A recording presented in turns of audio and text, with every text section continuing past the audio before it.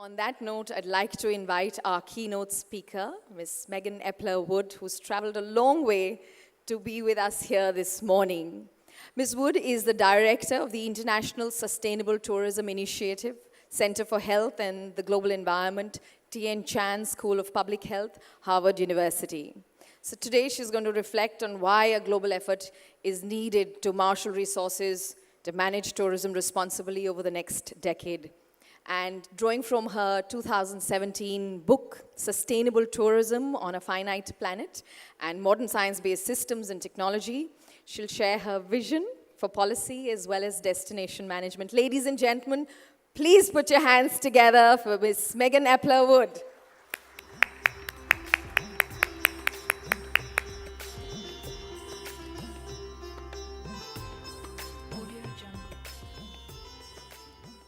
Thank you all. Thank you to the Outlook Group for having me here and the Responsible Tourism coordinators who have been my bulwark throughout the journey coming here. It's a great honor to come and keynote your event, and I look forward to talking to you about the tremendous opportunities that exist in responsible tourism and the many with opportunity comes danger, as we all know, and some perilous journeys that we need to take together in order to ensure that all of our beautiful places around the world are properly protected as we continue to build more and more tourism for those. So I'm going to talk about the future of tourism. It is based on the research that we've been doing at Harvard for about 8 years. I've been teaching at Harvard for 8 years, and I've had over 300 students doing projects to look at destinations around the world. Most of my students study online. We have an open education system that allows people to study at home from wherever they are, and that enables us, of course, to then allow students to do research in their own home destinations. And that has led to an enormous amount of surprising new data about what is happening with the growth of tourism around the world, which I would call the future of tourism. So just to open up, I wanted to have us all reflect after this beautiful music and the opportunity to just think and reflect a little bit about what is responsible tourism. Has it actually improved human life? I've been working in responsible tourism and previously also ecotourism, sustainable tourism for over almost 30 years now. And what we've seen over time is that it has both of these qualities, both to help human life, improve human life, have the betterment of conditions around the world, while at the same time sometimes threatening all of those qualities for people. How do you manage this? It's been a 30-year quest for me, and I hope for all of you. It is also a question of environmental values. I see a lot of interest now in wildlife tourism already expressed here. That's very dear to my heart. I'm a biologist originally. So I think it is a wonderful opportunity for people to get out and experience the environment, but at the same time, there's this threat of overpopulating these areas with tourists. In my own experience, I've seen absolutely beautiful examples of sustainable and responsible tourism. This is a place called Copawi. It's in the Ecuadorian Amazon. It was started by some pioneers in ecotourism 25 years ago who had originally been working in the Galapagos Islands, and they partnered with an indigenous group called the Ashwar and created a completely off-the-grid solar resort that still operates to this day in partnership with those indigenous people. It has led to greater well-being and a wonderful sense of their own culture being very important. In Asia, I've had the opportunity to work with, some of you may know Albertillo, a pioneer in our field in Malaysia. In Sabah, he's led an incredible movement to have Malaysians appreciate their natural history. These wonderful bridges across beautiful valleys were created in Malaysia originally in order to observe wildlife in the rainforest.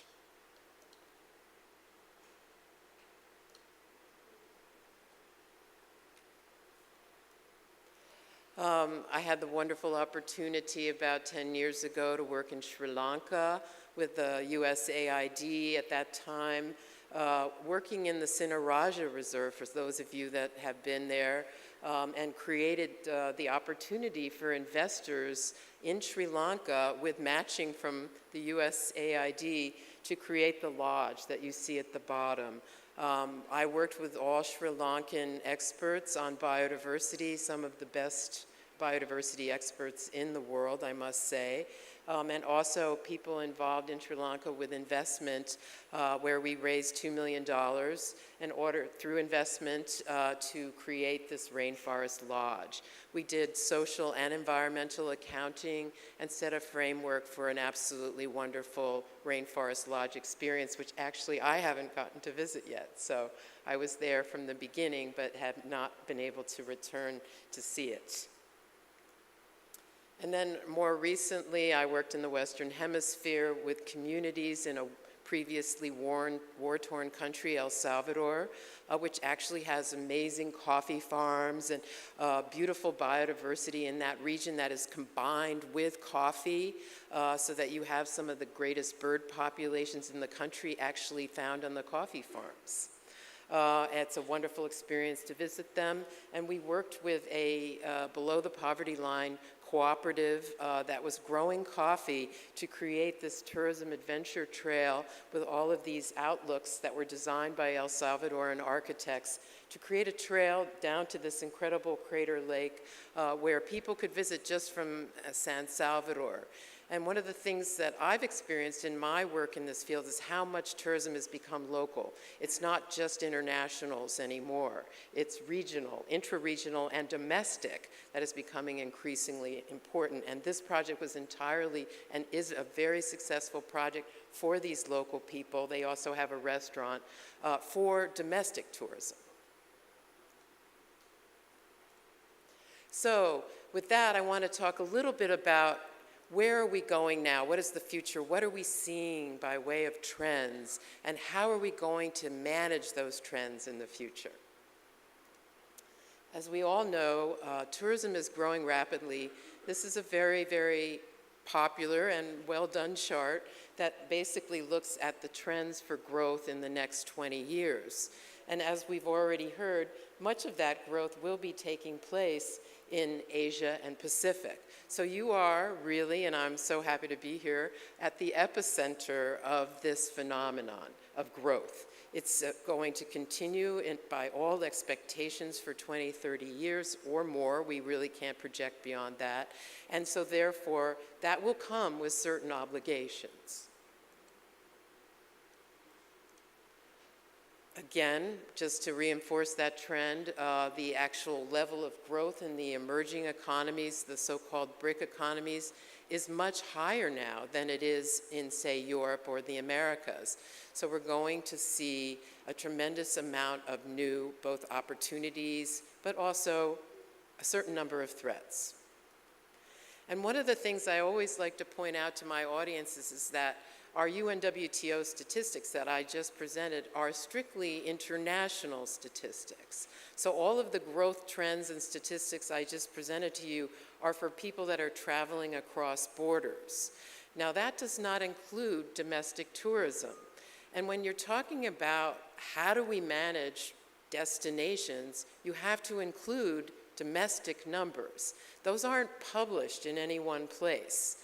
Even to create these, I had to comb through a lot of pretty inaccessible documentation, to be frank, from domestic tourism agencies in order to come up with what might be the combined volume for, say, China, US, and France.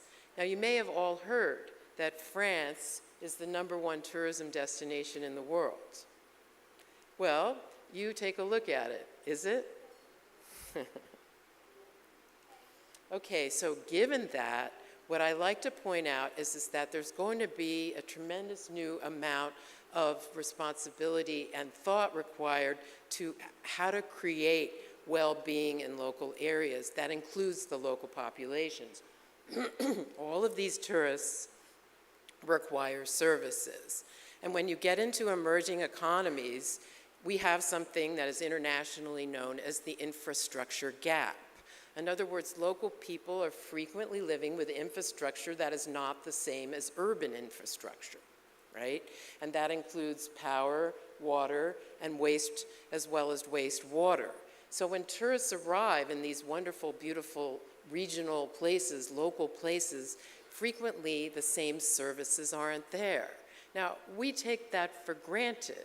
That's fine when it's small-scale tourism, not a problem. When it becomes larger scale, this becomes a problem. And this is what my students were reporting on, was the emerging problem. So the burden on local destinations with the combined domestic and international growth is basically not being documented anywhere in the world. And so my students actually have performed some of that service for us and did all of these papers to look at the burden on local destinations around the world. And that is really the subject of it was the inspiration, I should say, to write a book. I don't write a book to talk about the past. I want to think about the future. And what this information gave me was the motivation to reflect even further. So let's just take one very well-known example in this region, Angkor Wat.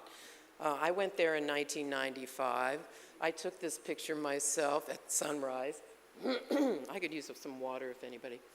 And it's obviously a wonderful experience to do that, and I'm sure many of you have. But what has changed just in the last 12 years is more and more people, of course, have actually been visiting Angkor Wat, to the point where this is actually what it looks like at sunrise when people are taking a photo at Angkor Wat. So we're seeing what these hubs of tourism, these must-sees, these places that everyone needs to go to, like Angkor Wat, becoming under what I would call enormous pressure. Now, I went to Angkor Wat on behalf of the World Bank IFC to study responsible tourism, thank you so much, and look at how much could hotels actually assist with this problem of managing the volume of tourism. Responsible hotels, I did a lot of interviews. What I found was that they were somewhat helpless to assist, actually, when it comes to this problem of volume. In Siem Reap, they have worked on this since. They didn't have any sewage treatment.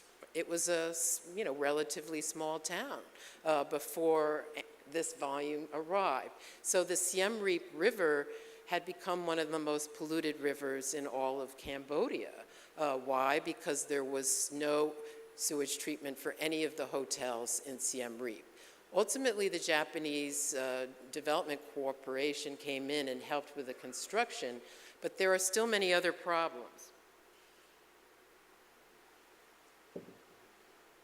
For example, this solid waste. This is in Siem Reap. It was taken by a Reuters photographer, and this is a young woman. All of us have seen this kind of thing, but she was living off of the waste of tourists. So clearly, this is a kind of phenomenon that we care about, all of you, with responsible tourism. It's a question for Harvard as well. I work at the School of Public Health. Some people ask me why. Well, because tourism is becoming a public health hazard, actually. It is generating public health situations that need solutions. So what's happening? So as I said, I was inspired by my own students to look at this problem and then look at, well, what are some of the explanations and then what are some of the solutions? So here are some of the explanations. We all know that the tourism economy is operating on an increasingly digital scale. All of you are aware of that. I myself enjoy this phenomenon. I can look at TripAdvisor. Last night I booked an extra night at JFK from my room in the middle of the night because I realized that I needed another night before I went on to my next destination. I think it's a wonderful thing. But what's happening is something very interesting that we in the United States and around the world, I think, could benefit from more research on, which is how this digital phenomenon is leading to a lowering of the overall overhead at each part of the supply chain. As we all know, these booking engines take a pretty big take out of the overall supply chain. And what is happening now is that when by the time you get to the bottom, which I call the destination, you're seeing actually that slice coming out of the revenue that could go to the destination. This is a very well documented, but not adequately researched phenomenon. So what we believe is the problem is that, and we will be facing this for the next 20, 30 years, is that we are going to be undervaluing our products. We have this digital supply chain that it's cutting overheads. We have destinations, as we all know, that are really dying to get tourists, and they're willing to do almost anything to get tourists. And so what do? They offer tax subsidies in order to attract foreign investment. We have what are known as common pool resources, which is essentially those beautiful shared resources such as beaches, coral reefs, even monuments that are struggling to have any budget. I've worked in the protected area community my whole career. I sit on a very large international committee for the IUCN, which looks at nothing but how do we drive tourism revenue in a responsible way towards our parks and protected areas. I can assure you it's an emergency globally. None of our parks and protected areas have enough revenue to deal with the volume of tourists that are coming in. And so therefore they can't do a good job. They don't have the revenue.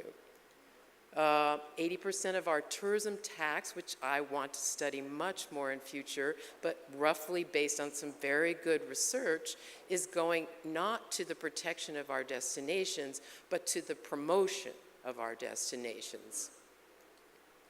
And our local costs, in the end, our local regional managers. I had a wonderful conversation yesterday evening with some members of your community from the Kerala area, where you're seeing all kinds of promotions, but not adequate thought into things like waste treatment. Okay, so what are the basic building blocks? Now, all right, that's the problem, right? Now let's look at, where do we go? How do we find a solution? And of course, as a professor, I couldn't at least leave out one point here, which is we have to have these basic building blocks to measure sustainability. We've all, as a community, I believe, struggled with how do we know what is responsible? How do we know what is sustainable? And even though there's been hundreds, if not thousands of projects on this topic, we still haven't ultimately come up with a system that everyone agrees on. This is now a serious problem, but I think we can all agree on certain principles. And the way that I am re-envisioning this, together with my colleagues at both Harvard and Cornell University, is to use some of the work that's been done in the responsible tourism community to look at all of these factors as capital that we need to preserve and invest in. So here's the difficulty to being re-expressed.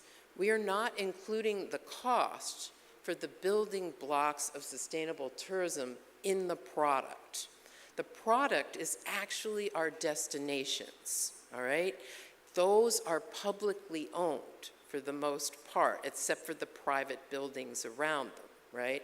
And people are coming in assuming everything is fine, even if they say they want to be responsible. There's plenty of research to show that they have no idea, of course, what's happening at the local level with tax systems and reinvestment in protected areas. They just try and pick a responsible place. So what we see is that with this cross-border international digital phenomenon is that people essentially are unable to judge how much of their money is going to the destination, and in fact, the reality is not enough. So what's really happening here?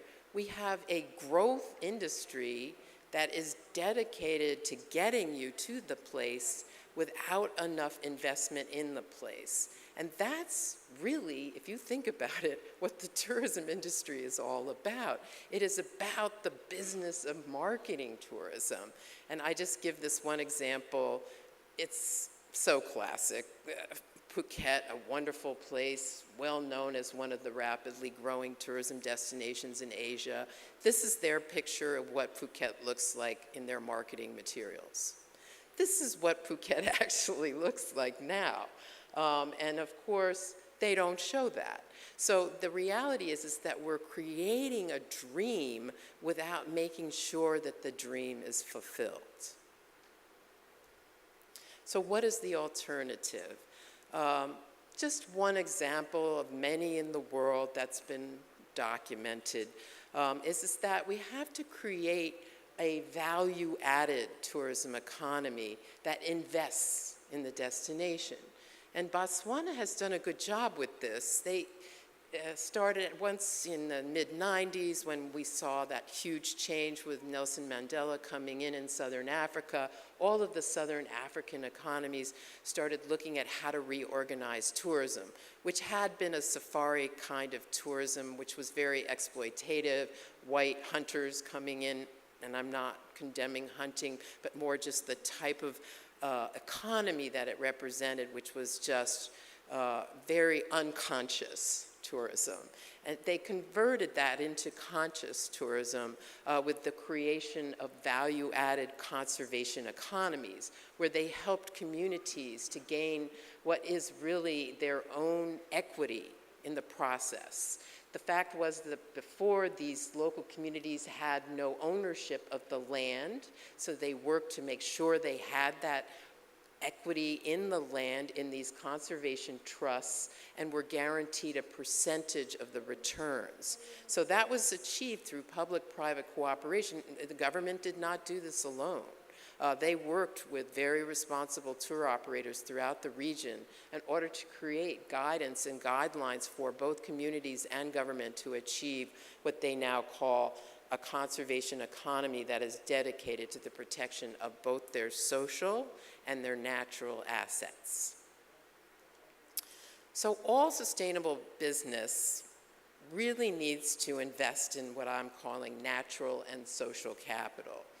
And you have to look at this from the point of view of achieving it with business. Business cannot be an adversary to government. This is really a mistake in tourism, especially in tourism, because public-private cooperation without question, especially with the impetus of the responsible tourism community, can create the mechanism to achieve this beautiful balance between natural social capital that we're saying now is at the basis of all of the growth of tourism.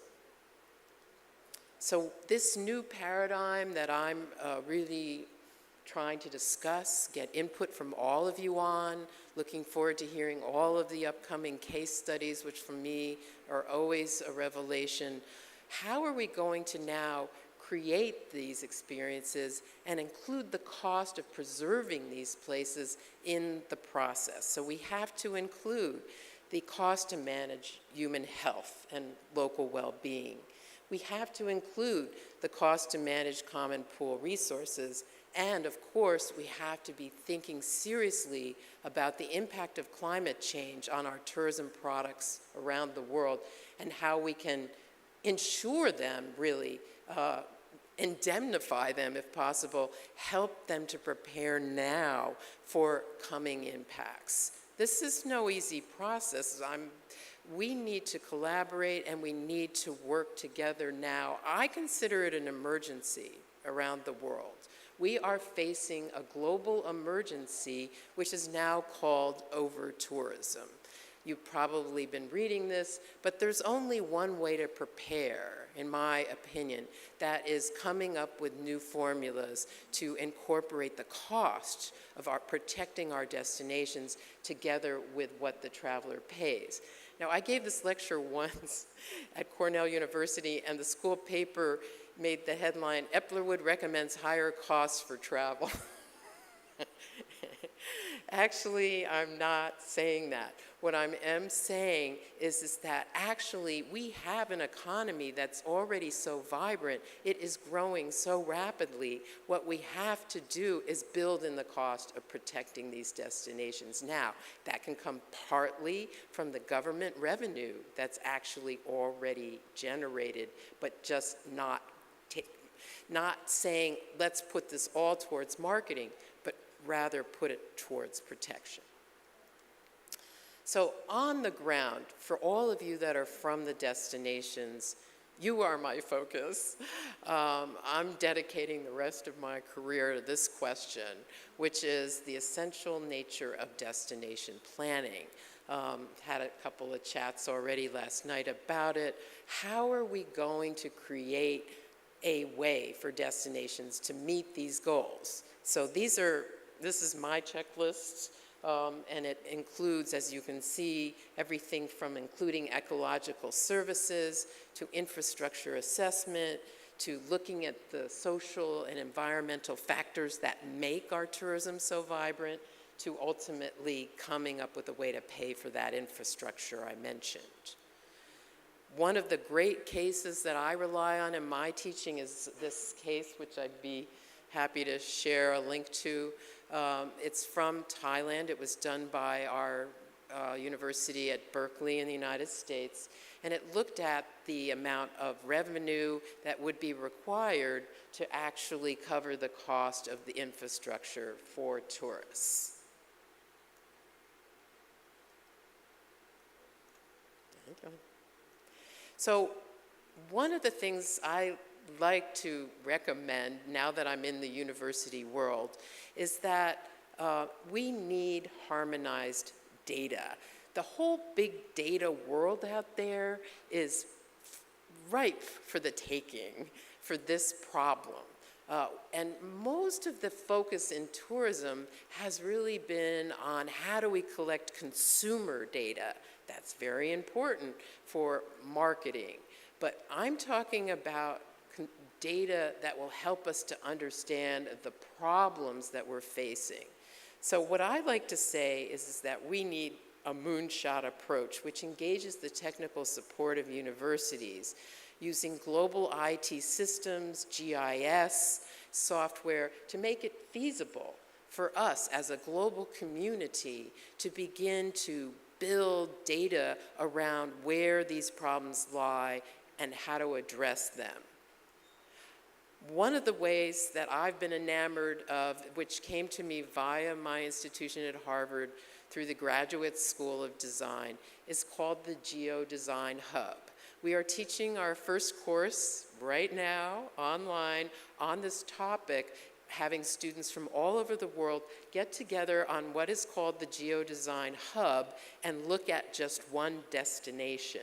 And how can we manage all this data? The problem with big data, as you probably know, is that you have to be a genius to understand it unless it's interpreted for you in a way that makes it real.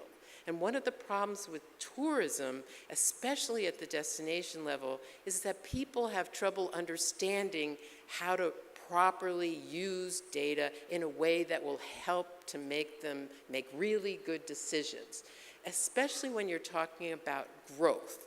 This kind of data that uses maps enables destinations to visualize what will happen. It does visual projections. So that, let's say you take one issue, sea level rise from climate change. Let's just say you're building on the coast. Don't you want to know what the projections are for sea level rise?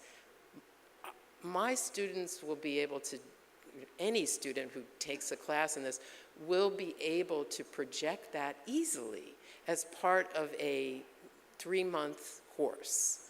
So what we're saying is, of the dozens of factors that need consideration as we build up on the environmental and cultural and social side, we can now use this kind of software to look at ecological basis of our development, look at infrastructure analysis, and then create what is called the multi-criteria plan analysis.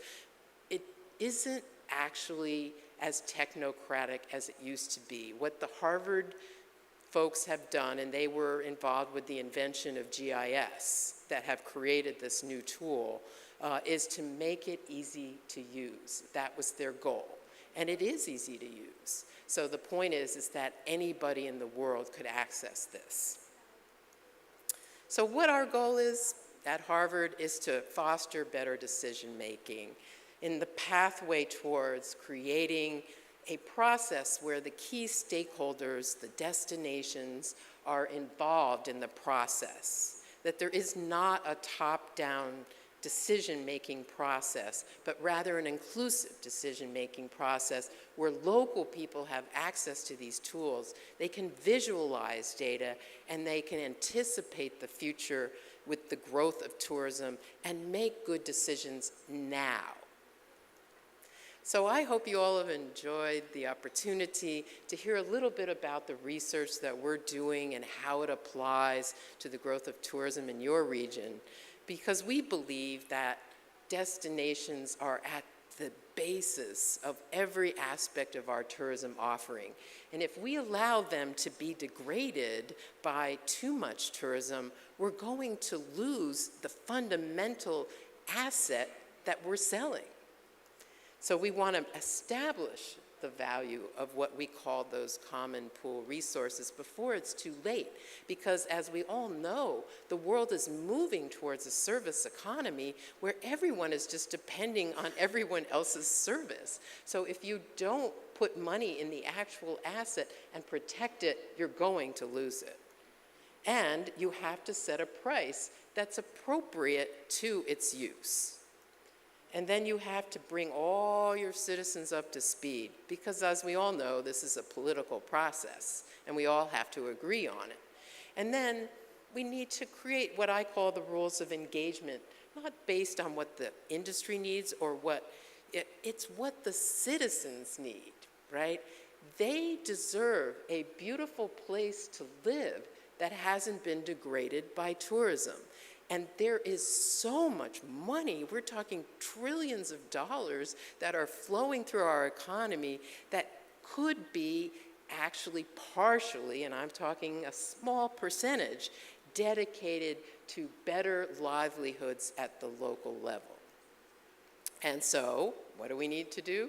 Invest. Invest in national resources and infrastructure in order to create a genuinely healthy well-being for local people around the world.